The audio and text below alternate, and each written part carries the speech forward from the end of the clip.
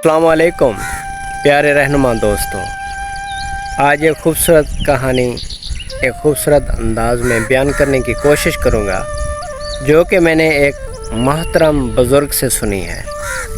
बुज़ुर्ग कहते हैं कि एक शख्स तन्हाई में परेशान बैठा हुआ था, तो उसने सोचा कि क्यों ना मैं बाहर निकलकर बाहर की दुनिया देखूं, शायद कोई मसला परेशानी का कोई हल निकल आए।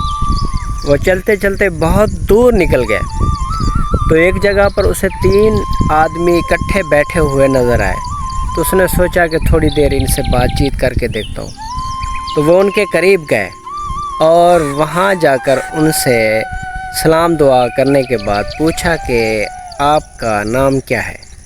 तो उनमें से एक ने कहा कि मेरा नाम इल्म है।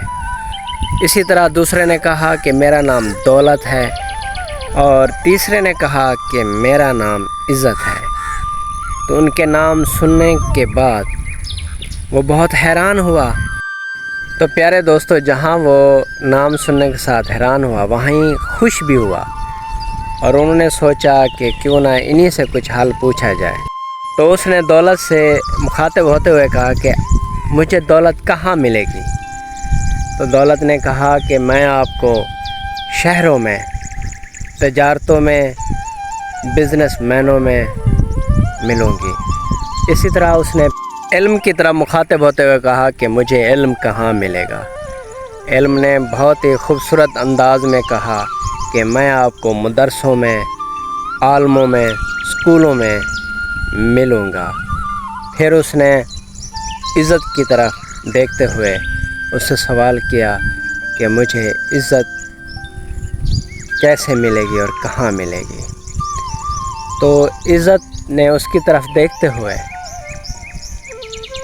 फिर ठंडी आह लेते हुए कहा कि मैं आपको आपके किरदार, आपके जज्बात, आपके अल्फाज और आपकी ज़बान से हासिल होंगी।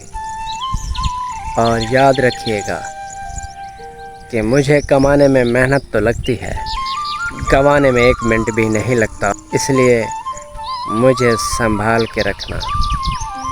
प्यारे दोस्तों, उम्मीद करता हूँ कि आप सब इन अल्फाज को बखूबी समझते हैं और जानते हैं।